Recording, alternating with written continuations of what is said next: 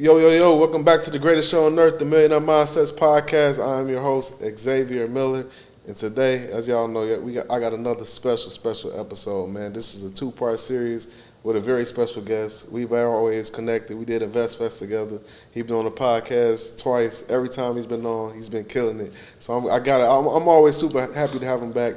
And if y'all tapped into part one, y'all seen what was going on. So welcome back for part two, my brother Welby. What's up, bro? What's up? Appreciate you, man. Let's get right into it, man. Something that when you were speaking, something you said that stuck with me is you said the stuff that worked in 2019, the stuff that worked in 2020, the stuff that worked in 21, it ain't gonna work today and moving forward. Speak on first, why do you think that is, and what can people do to adapt to these changing times? Well, I was saying that it was the wild, wild west during COVID season. And what happened is that all you had to do is throw crap to the wall and it'll stick. So if you wanted to sell a property, even if you did half-ass work on the property, there's a good chance that by the time you put the property on the market, you're going to be able to sell that property no problem. That led to investors with minimal experience look like they were superstars.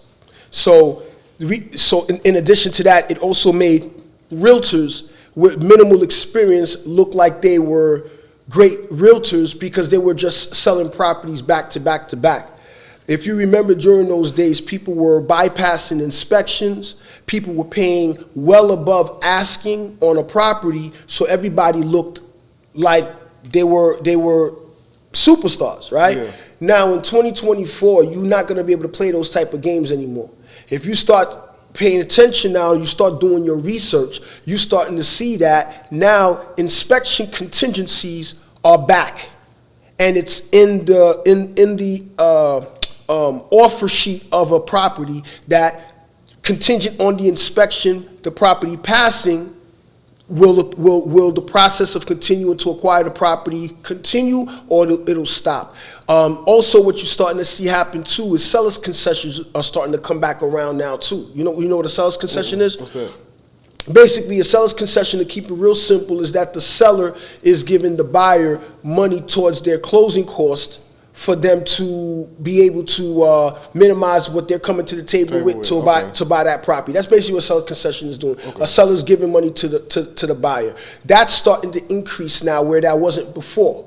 So the room for error in 2024 is not there anymore. You don't have that much room for error. You cannot put a product on the market and think you're just going to slap it together and anybody's just going to buy it now just to buy it, because buyers are expecting more and are more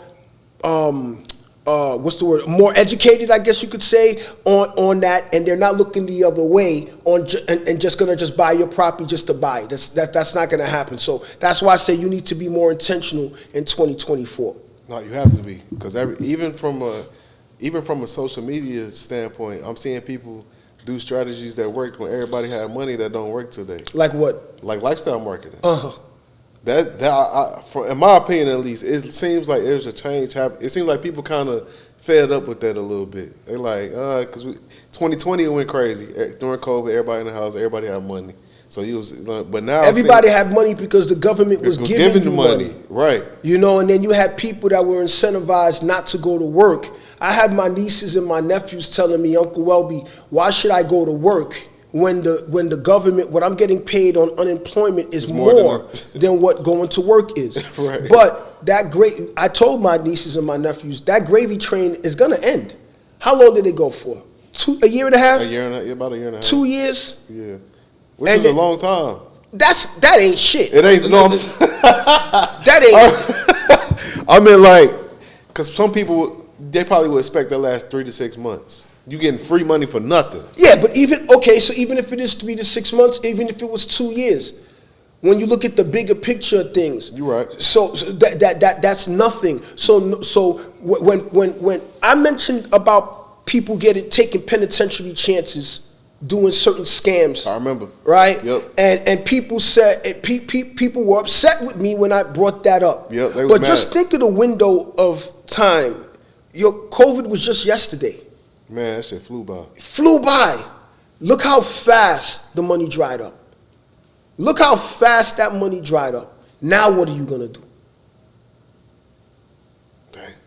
I wanna take it back for a second, just for the people, so they could get a more understanding on like who you are and how did you come to have this mindset and strong will with so many things. Like take up like coming up, because I know you got a twin brother. Yeah. And I know you told me like probably like a lot of stuff that you experienced coming up. Break it down for the people that like so they can understand like how the hell this dude comes so strong will. Because I know some of the stuff that you went through. Well, listen, man. You know, I'm first generation Haitian American. Mm-hmm. We grew up in the projects. It was 5 boys. My parents had 5 boys. My parents, my aunt, my uncle were living in girls? No girls. Damn. In a small 3-bedroom apartment. When I grew up, I had low self-esteem. I was cross-eyed. I'm gonna tell you, I'm gonna give an exclusive that I've never told nobody ever. I was born cross-eyed. When I was born cross-eyed, before moving to Queens, my parents decided that they wanted to have me and my brother, my twin brother, both me and my twin brother was cross-eyed.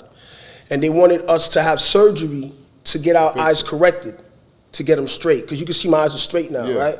So they wanted to do that before moving from the projects to Queens. They wanted our eyes to be straight. With that, when the surgery was completed, the doctor said, hey, you guys are going to be seeing double for about 2-3 weeks, and then it'll subside, and then you'll just see normal. You follow what I'm saying, right? Mm-hmm. 2 weeks came and went for me, and I still see double. Here it is now, my entire life. You still see double? I still see double. So when I see you now and I talk to you now, I'm seeing 2 of you. What? I'm dead serious. Nobody knows this. So when the adversities I've dealt with in my life, you can't tell me nothing about a fight or a struggle about the shit that you're going through when I got a hard nose. Nah, we gotta get to it, bro. We gotta get to it. So to this day, I still see double. So with seeing double, I was a welder. I got my Class B welder's license. Taking the test to get your welder's license, there's an eye exam for that as well. I had to lie because if they knew that I saw double, they wouldn't allow me to take the test. Facts. When I go to get my driver's license, I have to lie when I go to get my driver's license because if I told them that I see double, there would be a problem. Till this day, the doctors always wondered, how the hell is it that you're able to accomplish the things that you've done, drive the way you drive? I drive like everybody else. I see it and do everything like everybody else does. But till this day, I still see double. So these are the things, some of the parts of the things growing up that I've had to overcome to be where I'm at today. What else? As a kid, we only had 1 pair of sneakers at the beginning of the year, and that was my pair of sneakers I had to wear for the whole year. That was the sneakers I had to wear to go to school. That's the sneakers I had to wear to go to play gym. That was the sneakers I had to wear to do work around the house. Those were the only 1 pair of kicks that I had for the entire year. So by the time we went midway through, I had holes in the bottom of my feet. Yeah, they done. You get what I'm saying? Mm-hmm. I would get a haircut once a year. My father would take me and my 5 brothers, because there's 5 of us, it's expensive, take us to go get our haircuts at the beginning of the school year and says, see you next year. So that's why there's nothing you're going to tell me I can't get that I want that I'm not going to get. There's nothing that you're going to tell me that I don't want that I'm not going to get. Yes, seeing double. You're not the only one that's suffering. I'm sorry. I understand what you're going through. My heart goes out to you. I have empathy for you. I understand. But there's eventually you're going to have to say, the only person that's going to save you is you. Absolutely. When you decide to open up that door and take that chance and betting on yourself, nobody going to ride with you. Nobody is going to ride with you, bro. You're right. No, you're not lying at all. So, how long have you been on online social media? I got on Instagram, I don't know, maybe 16. I didn't start taking it serious till like 18. 18. Yeah. So that's recent, bro. Yeah. And so was you already in real estate at the time? Oh, I've been in the game since 20. I've been in the game since 2020. I've been in the game since 2003. But understand, I don't want anybody to just, for those that don't know, I've been in the game since 2003, but I got wiped out in this business 3 times. I started out in the end of 2003, 2004, and by 2008, I got wiped out. Bankruptcy, foreclosures, etc. Jumped back in the game around 2010, and around 2011 or so, I was wiped out again. Lost it all. Another bankruptcy or no? Not foreclosure, losing the property, owing Bank of America, Chase Bank, Amex. I was done, bro. How you get out of that? I went to work. In every aspect, whatever way you want to talk, in every aspect. People are looking to hear some mythical shit. Yeah. No, I went to work. That's what I did. I went to work. How long did it take you to get out of it? For the times that I'm sharing about me losing it, it was over 13 years, bro. It took 13 years. Yeah, 13 years. The reason I'm asking because so many people, when you go through all that, bankruptcy, foreclosures, people give up. They just be like, this ain't. But here's the thing with the bankruptcies and the foreclosures. You're told that if you do have any of those type of things, it's over. It's over. Yeah. And that you can't entertain doing anything for at least the next 7 years. Yep. I was back in the game in a couple of months. How?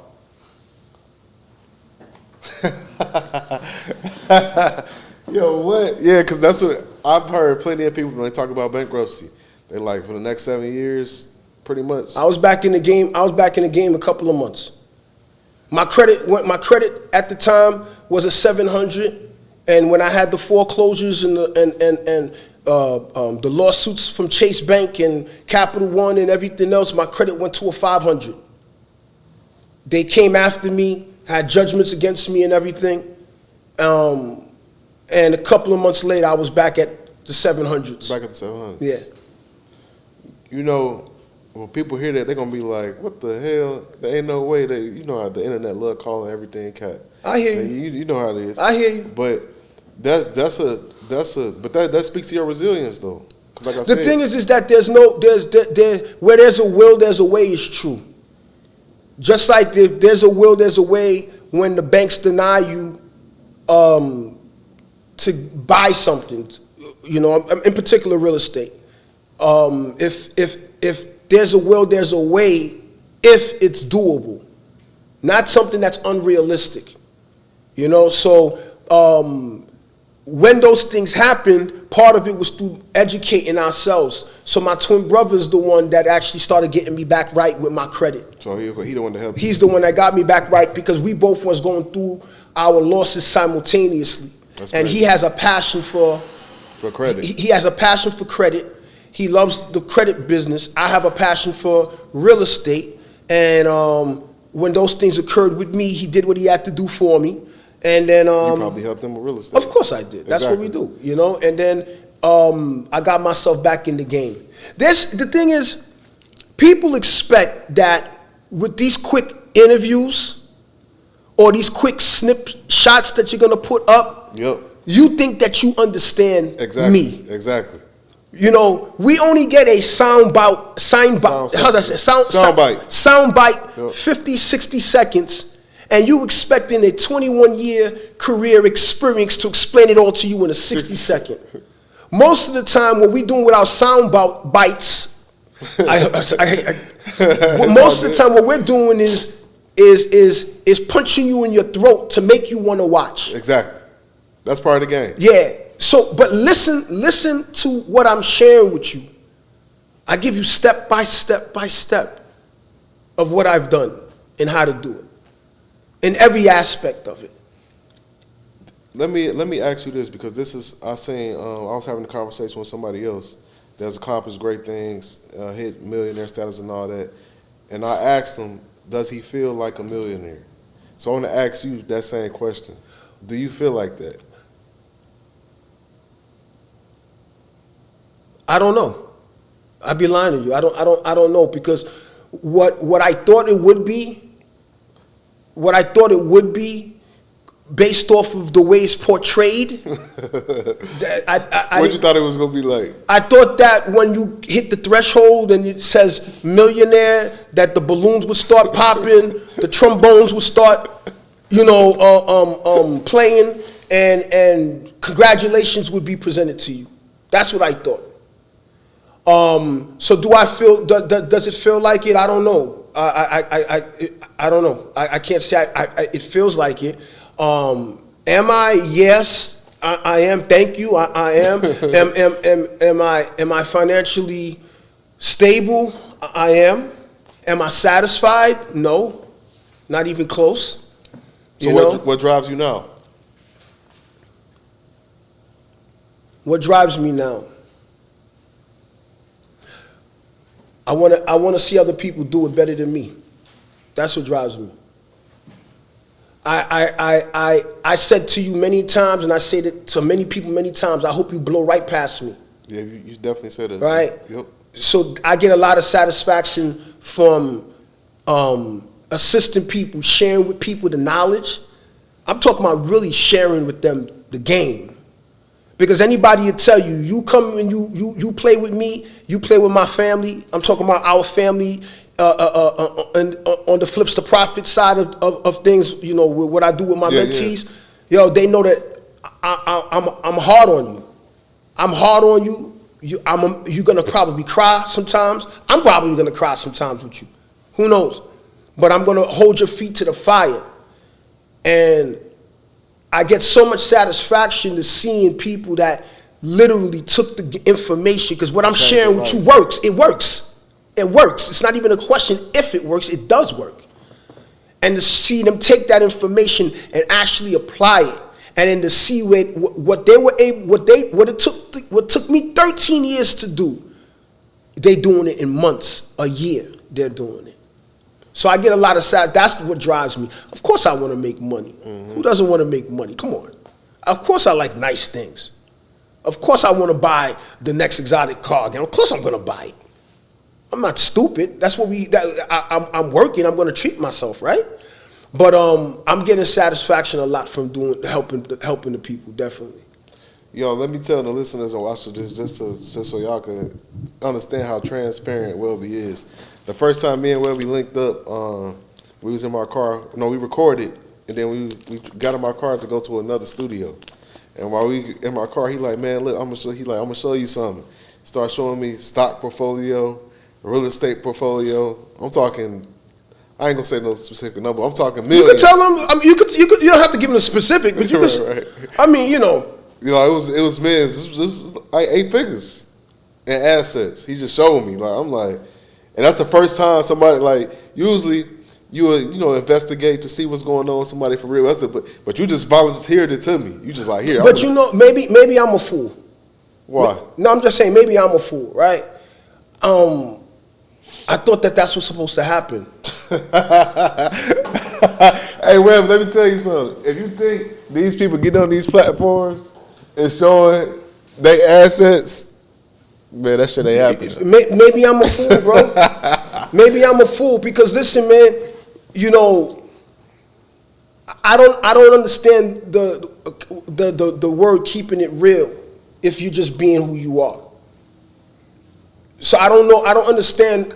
Let's keep it real. Let's keep it real when you being who you are. I'm just being myself.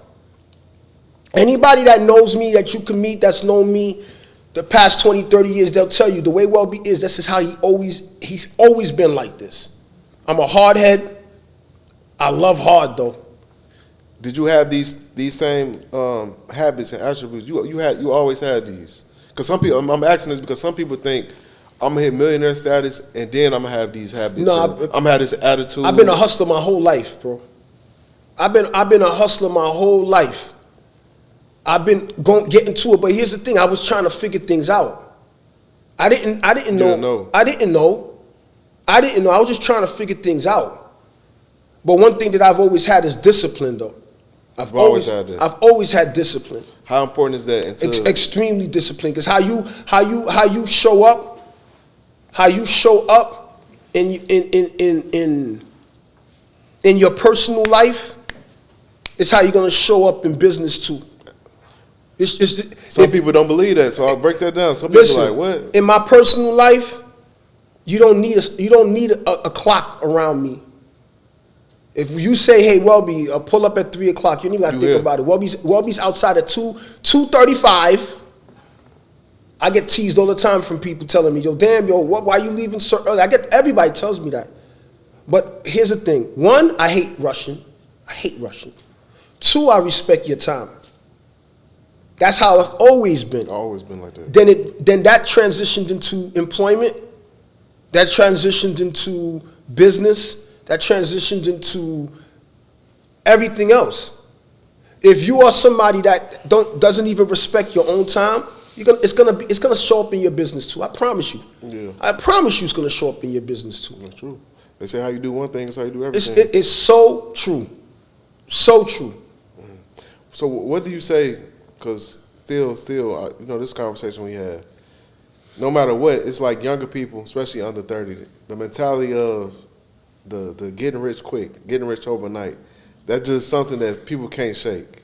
Because social media doesn't help people, because you see all these people popping it, and you're like, I need to have it within the next 12 months. What would you say to younger people to relieve them of that, help relieve them of that mentality? The majority of the people that you paying attention to that are overnight successes are full of shit. It doesn't happen like that. Oh, real, it's real. Stop bringing up an anecdotal situation and making that anecdotal situation the norm. There's always an exception to the rule with anything. Always an exception to the rule. The fact of the matter is there's only 400 spots on an NBA for somebody to get onto the NBA. There's only 400 seats throughout the teams. That's a bottom line. There's tens and tens of thousands of collegiate students, and there's only 400 spots. Then there's millions above that. Here's what's the facts. 99.9% of y'all will not make it to the NBA. That's just what it is. Yep. So you factor in because LeBron James did it, you're setting yourself up. You said that's you're right. That's a good analogy. So investing in real estate, is there somebody that just came through the door and just hit a home run and just took off? Absolutely. The majority, that's not going to happen. That's not going to happen. That's just the truth. Damn. I know another thing that people were saying online about the previous content we made was, especially when he talked about the interest rates. Yeah. Some people like that one guy, he was like, what did he say? He was like, he said interest rates don't matter. Yes. And people like, I don't know if that's a good strategy. You could fuck yourself in the end. So here's the thing. In the last interview that we did, I said interest rates does not matter. Yeah. And I explained why, and it ruffled a lot of feathers. People got upset. A lot. And then there was a gentleman that brought up, I forgot his name. Nice guy. I think it's Edward. Edward, all right? Yeah. I say, hey, I'm a fan of you, brother. The majority of the people that listens to him should listen to what he said about what I said. You should listen to him and listen to what he said and don't listen to me. Listen to him. But Edwin, your demographic of people are not who I'm talking to. You got what I'm saying? I'm not talking to those people. I'm talking to people that are investing. The mentality and the mindset of an investor is different than the mentality of a regular purchaser. So when I say that interest rates does not matter, I stand on it. I stand on it. In the last episode that we just finished doing, I gave you some receipts on some properties. Yep. One of the properties that I showed you, the interest rate on that property is 7.75%. The majority of people today that would have heard a 7.75% interest rate would say, oh my God, that's too high, I'm not buying it. Yep. I'm right, right? Absolutely, yep. Okay. Let me show you an example why interest rates does not matter. Come on, break it down. Okay. So we can make it an even 8% interest rate. Okay. As we talked about in the last episode, that property has over $250,000 in equity immediately. So while most people are waiting for appreciation, I make my appreciation immediately. So I got $250,000 in equity, and the property after expenses is netting me over $4,500 a month. So I ask you, it's got an 8% interest rate. Would you buy it or not? Hell yeah. Okay. No, that's not even the question. You net 4,500 on. So the interest rate means absolutely nothing. But you know what they're gonna say to that though? They're gonna say every property not gonna make that much money. Well, then that's not the property I'm buying. You remember what we just said at the beginning of this interview? You have to be intentional. Yep. I'm intentional at all times. So whatever the next person wants to do, whatever rules they're willing to break, I'm not. My properties, I have a threshold that it needs to hit for me for it to make sense for me to acquire it. What is that threshold, if you don't mind sharing? Well, it's a multitude. If we're talking about flipping, if we're talking about buy and hold, it's a multitude of things. Okay. But this is the conversations that people don't talk about. This is what they don't talk about. So if we're talking about in my area, I'm only buying, if I'm buying a single family home, I'm flipping that property.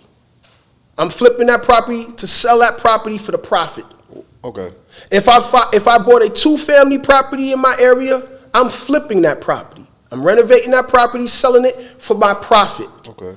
I'm very disciplined. When I flip, the intentions of me flipping is to take the proceeds, the profits, so I could ultimately buy me cash flowing assets. If it's a 3-family, 4-family, 5-family, 6-family, I'm keeping it. Most people, when they're buying their properties, they're buying their properties at a retail price, irregardless of the condition. You got people that are buying properties that should be burned to the ground. No, this is a fact. That property should have been burned to the ground, and you paying retail for it. Should have been demoed. You don't even know why you bought it. You don't even know what your plans are with it. You just bought it. When I buy my properties, I'm only buying properties that are distressed properties and or underperforming properties. I got to be able to add value to my properties. Most people don't want to put in that type of work. Hell no. I'm willing to put in that type of work, so I want to be compensated for that. How do I get compensated for that? The reward is the equity. Mm-hmm. The reward is the cash flow. That's my game plan. When you follow the game plan, it protects you. I'll explain further. We talked about it many a times over again about the what ifs of investing in real estate. Mm-hmm. It's not if something go wrong. It's when it goes wrong. Yeah. It's not if, it's when it goes wrong. So when these things go wrong, are you able to absorb those issues and still thrive?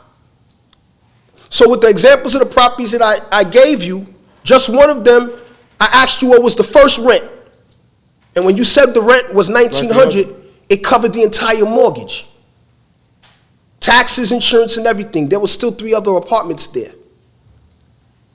So it would have to take more than 2/3 of my apartment building to not be performing for me to be in the red. That's a hell of a business model. Do you advise that to all your mentees regarding if it's 1 or 2 units, leave it alone? As far as what? No. I understand what you're saying now. Okay. Do I advise? That's the strategy within my market that works. Oh, but then okay. So you changed the strategy based on. Of course, but the strategy I share works in every market. It's not my market only. It works because that's what people was thinking. They that's his market. No. I got mentees in Virginia applying the same shit. I got mentees here in Texas applying the same shit. I got mentees in New York. I got mentees in Florida. I've been on the calls. They're from everywhere. They're from everywhere. Yeah. The thing is that what I'm sharing is the fundamentals. When you understand the fundamentals, it's applicable across the country. You just got to follow it. And then based off of that, have the ability to adapt to what the market gives you. Why do you think so many, because with that being said, you probably the only person, one of the few people that I've heard with this business model consistently. You hear so many real estate people when they make videos or they teach people about real estate, they like, was it a single family or any, you should get the property, get the cash flow, and blah, blah, blah, blah. Why do you think yours is so like different than the most like common investors, what's the word I'm looking for, advice? Why is mine different? Yeah, because that's a different business model than like most real estate investors. I guess because I've talked to a lot of people. Because it's not sexy, I guess. And I guess I don't package it in a nice bow, maybe. Maybe that's what it is. A lot of the strategies that it's working. It's working on a crazy level. Listen, man, I have a very good friend of mine, and he and I was talking a couple of months ago, and he had told me, I say this humbly too, humbly. He says, Welby, you like Jay-Z. I said, what do you mean by that? He says, listen, man, there's a lot of rappers out here. He says, there's not many that has 13 #1 albums. There's not many that has had as many hits as him. So Jay-Z's is special. He says that's how you are, because what you sharing, the majority of people can't relate to it. The majority of people don't understand it.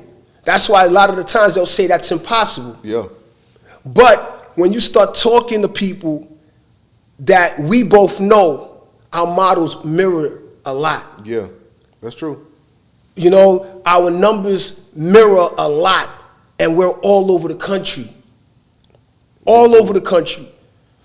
What would you say, just for content-wise, I want to play devil's advocate for conversation. What would you say, because there's going to be a lot of people that say, man, it's easy for him to talk that talk now because he made the money. He got the disposable income to do this, do that with the property. What would you say to those people? And second question is, let's say if you had everything, you lost everything today. You had to start over from scratch. You dropped off in the market. What would you do? Okay, so the first question is what now? What would you say to those people that's like, it's easy for him to do all these things or speak like this because he has the excess capital? What I'd say to them is how convenient.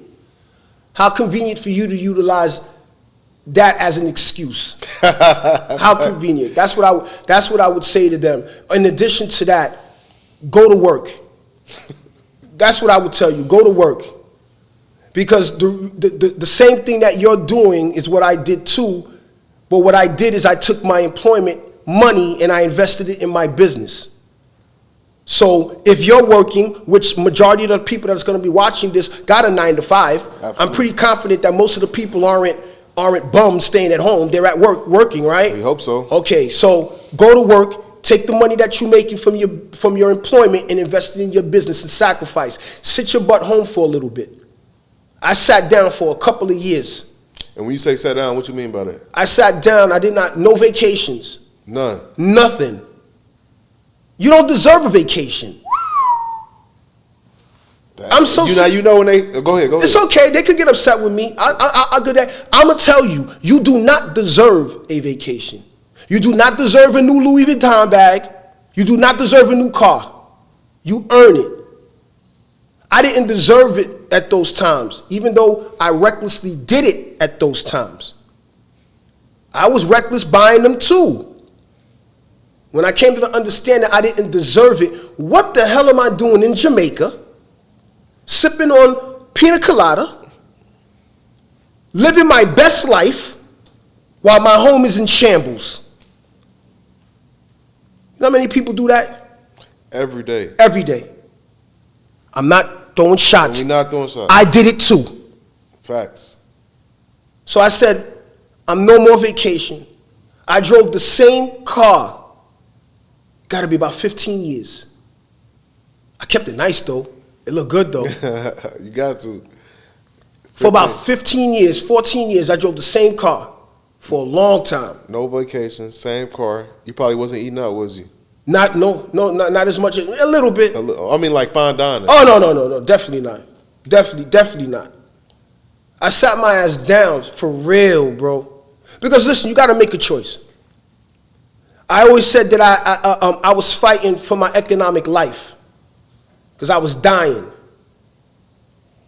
When you got to think, you got to look at money as life. We all eventually gonna die, right? Yep. We all gonna die. It's just the truth. What we do every day, trying to keep ourselves healthy, is to prolong that. It's no different than having money. Money will die eventually for most people if you don't find a way to maintain it, nurture it, and take care of it. Just the truth. What I was doing is that I was living check to check, and I like to always use the analogy, one sheet on a banana peel and another foot, excuse me, let me say that again. I want to clean this up right. I always use this analogy. I had one foot on a banana peel and another foot on a sheet of ice. And in one false move, I'm out of here. That's how my life was. I lived with my back against the wall. I didn't want to live like that no more. So what I did is, like I said, go to work. I sacrificed, went to work, and as I went to work, stacked up. When my employer gave me an opportunity to work overtime, I worked it. I wasn't too cool not to. I worked 7 days a week, and I worked it, and as slowly my back came off the wall. 7 days a week? Yes. How long? Man. For years? 2-3 years. You was grinding. I was grinding, bro. For real. People were laughing at me, brother. People were laughing at me. People looking like I'm possessed. People telling me, you corny because you ain't going out. You ain't doing this and doing that. Those same people hollering at your boy today. Well, not today. They've been hollering at your boy for the past decade. You know what I'm saying? No, that's real. So that's what I would tell people. The second question was what? If I lost everything. Yep. How would you? If I lost everything, the first thing that I would start to do is I would bet on me. What does that mean? I would truly bet on me. When you ask somebody, man, why don't you bet on yourself? They don't truly understand that shit. They don't. They don't really understand that. That's fact. And and when I reflect in my past, I was never truly betting on me. When I decided to bet on me, betting on me partially means become selfish. Damn. Because you got to be crazy to do the shit that you say that you about to do. You got to be crazy to do what you say you about to set forth to do. Because the majority of the people do not see it. The majority of the people do not see what you see. So you got to go about this betting on yourself on your own, going through it, believing that what you believe in is going to happen. That's the first thing that I would tell a person to start doing, is to truly bet on you. And that's what I would do, because I didn't bet on me for a long time. Wasted a lot of time. Damn, that's my bad. That's super deep, because like you said, most people don't take that chance on themselves. But when you're back against the wall, though, how I see it is, what do you really got to lose? Especially when you already ain't got shit. Yeah. It's like, what do you really got to lose? Yeah. If you lost it, you're going to be right back to where you started at, which is at a ground point that's pretty where it's nothing at. And that's no knock to nobody. Yeah. You know what I'm saying? Yeah. So that's heavy, bro. You talking that shit. But regarding, like you said, your strategy works in every market. Why is that? Because every market's so different. It goes back again. Let's talk basketball again. There's the fundamentals of playing basketball, right? Yep. Now, does Los Angeles Lakers play the same way as New York Knicks play? Mm-mm. But they all do the fundamentals. There's a fundamental way of playing basketball. It's no different than real estate. There's a fundamental way of investing in real estate. That people compartmentalize things, and then they overwhelm people with that, making people believe that this is the only way of you getting into the game. I simplify it. And I tell people the fundamentals work everywhere. I tell people all the time, you're going to hear this from me first. No one else, I'm the first person to ever said this.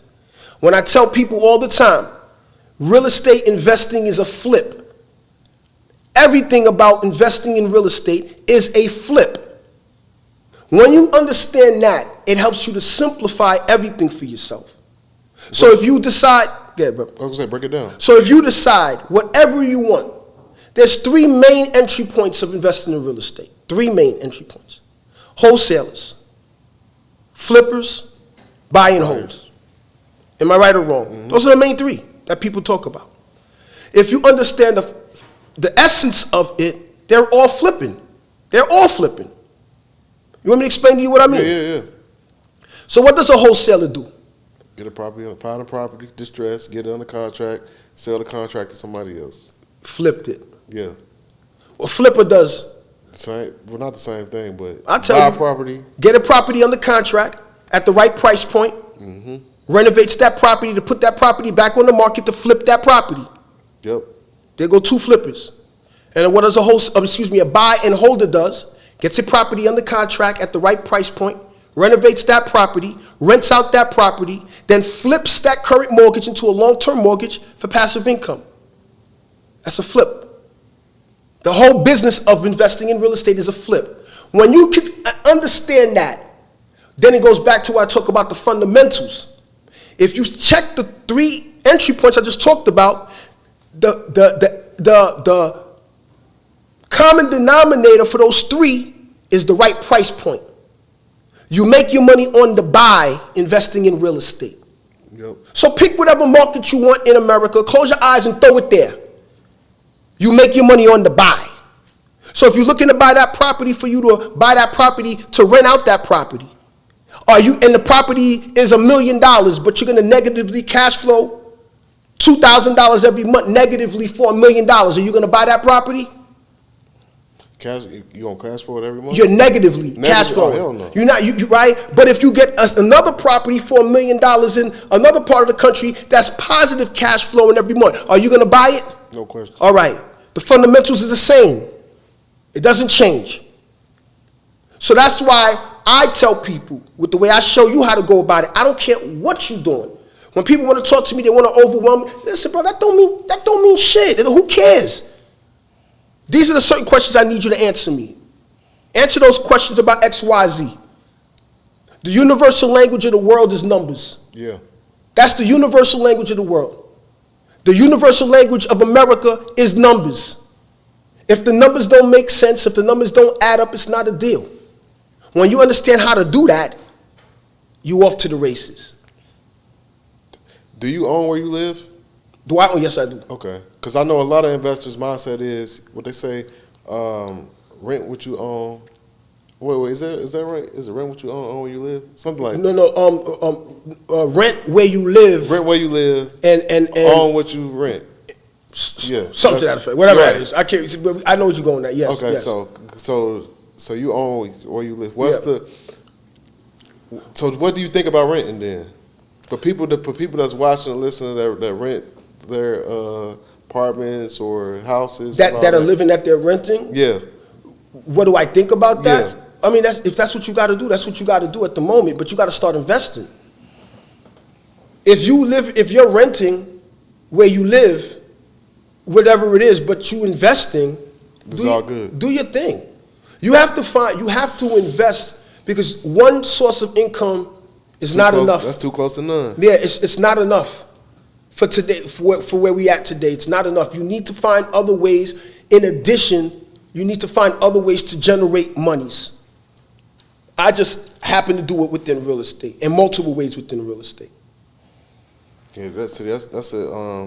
I like that. I like this conversation just because, like I said, so many people, when it comes to real estate investors, everybody has their own philosophy, the way to go about things, and it's also interesting. That's what makes real estate so beautiful, is because there's no one way of it. There's no one way of it. There's so many different avenues of it. That's why there's no reason there's no excuse to you saying that you can't find an entry path for you. So for somebody learning at a ground level, do you think like how can I put this? Sense of like, do you think they should just immediately go after bigger deals? I don't worry about size, bro. For me, my attitude is always it's the quality over the quantity. Because you got people that love to throw sizes in front of you, blinding you. I've seen people posting up pictures of properties that they've recently bought and they've paid millions of dollars with the units on them, and the people going crazy in the comment section because the person bought this size portfolio. I talked to you about it, if I don't want to mention the names. Right, yeah. And I broke it down to you why it was a horrendous deal and how that party was not going to make any money. But for the world, it looked great because this person bought themselves a 15-unit building. So it looked great. Yeah, he bought a 15-unit building. She bought a 15-unit building. Listen to what they just said was the net, what was the gross income of the property. So if the person paid X amount of money for that property, just do the math real quick. There's no money there. But you got people that get caught up on size rather than the quality versus the quantity. Yeah, you always said the number of units don't matter. Number of units don't matter. And you was the first person I heard say that. That's right. I know people that have. I have a gentleman friend of mine that got a 12-unit property, and I bought one of my 4-unit properties, and we were buying them both simultaneously. He was just caught up on the fact he was buying a 12-unit property. Sound good. It sounds good. His 12-unit building that he was buying, by the time he bought it, he was going to be net profiting $5,000 a month. He paid over $1.2 million for it. And $5,000 a month for $1 million property? That's great. Most people will love that. $5,000 a month net profit. He has an equity of $100,000. So his net worth for that building is $100,000. It's simple math. Right. But it's $1 million property. And he had to put 25% down. So he had to put $250,000 down. That don't sound like a good deal to me. I showed him that same 4-unit. That's when he was buying. The same 4-unit I showed you, the first one. I bought mine for $120,000 that was worth $450,000. 4-unit. Just think about it, bro. Just think about what I just said. It's simple. He has a 12-unit, I got a 4-unit. He has $100,000 in equity, I got $350,000 in equity. My net worth is higher than his. But he has a 12-unit though. And my property net cash flows $5,000 a month. Yeah. See, that's wild. Yes. So that's what I'm talking about when I say that I'm not saying don't buy a 12-unit, bro. That's not what I'm saying, too. Exactly. That's not what I'm saying. What I'm saying is do the math. Do the math. I have another gentleman presented to me. They presented to me a 17 property portfolio just as of last week. He presented it to me. 17 properties. 17 properties. It consisted of about 45 or 46 units. And he asked X amount. It was a lot of money he wanted for it. I had to break them down per unit to make them make sense. He was selling them for at least $35,000 above per unit. He should be. If I didn't understand that, I would have just been excited about just to buy the property. I would have just bought them. 45 units. I did my math for them. I gave him examples of why this is my offer. I also showed him I own properties in the immediate area of you. This is what it is, blah, blah, blah. I offered it to him, and I said, this is how much I offer you for him. What did he say? No, thank you. I'll move on. He'll double back to me soon. I'm proud. He'll double back to me soon. No, absolutely, because it's ugly out here. It's ugly out here, man. It's ugly out here. The opportunities that's going to be coming is going to be mind-blowing. Mind blown. In 2024, 2025, the opportunities that are going to be coming is going to be mind blowing. You mean for real estate? Absolutely. I mean, I only talk real estate, bro. Okay. You don't ever hear me speak much of anything else. I only speak about real estate. The opportunities are going to be mind blowing, and you better if you ain't a person that was setting themselves up in preparation, you already done. You already missed out, because the opportunities that are coming, the average person is not going to be able to play. No, not at all. They can't play now. America is turning into a renter's nation. America is turning into a renter's nation. They're predicting in the next 10 years, over 60% or more of the Americans will be renters. So your children that you are hoping that will be able to buy their own home are going to be relying on you. And build generational wealth. They're going to be relying on you to set them up so they could to be able to get their home. Because imagine how it's going to look like if you have no help, and then you're looking to buy your home for the first time, young people, in the next 10, 15 years from today.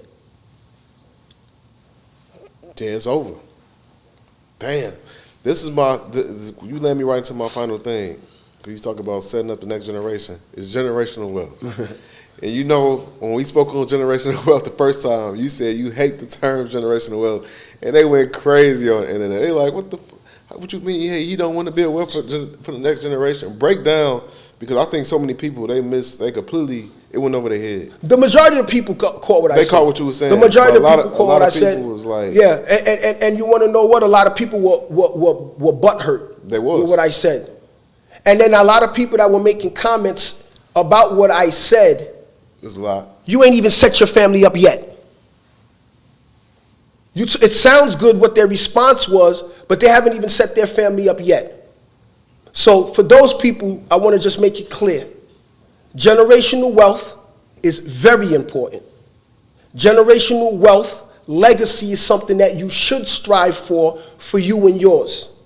What I was talking about was the term generational wealth, the words generational wealth, and how it was turned into a buzzword as a marketing strategy.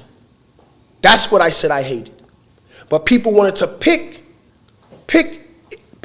it out of and take it out of context, and then also said, because everything that I explained was generational wealth. It's literally. Bingo. Exactly. And I said to people, and I say to people, why are we acting as if those things was not happening? Why are we acting like the things that was being done within our community to manipulate our community, to steal money within our community, was not happening? Why are we acting like that wasn't going down? We all know what was going on. We all know what was going on with the different underground stuff. We all know what was going on. So why are we acting like it wasn't going down like that? So all I'm just telling people is just be careful out here.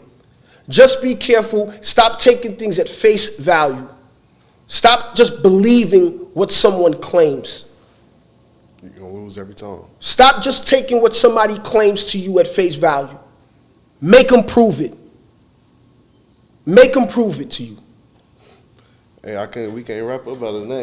We make them prove it. Got the D's right here. Yeah, I'm going to hand that back to you, too. Thank you, bro. But before we wrap up, brother, I want to say, man, first of all, appreciate you coming out here to do this with me, man. Like I said, every time we link up, we make magic, bro. So before we wrap up, just plug in your stuff one more time for the people where everybody could stay in tune with you, follow you, all that great stuff. The name is Welbys Habits. It's at my best 197. You can also go to my website, www.atmybest197.com, and be on the lookout. The next real estate kickstart's going to be launching very, very soon, and we'll be announcing it on my page. And Xavier, I appreciate you, my guy. You already know it. And y'all can follow me on all platforms at the Millionaire Mindsets Podcast, and I'm at the official Xavier Miller. That's everywhere. And that's all I got for y'all on this episode. See you guys next episode. Peace.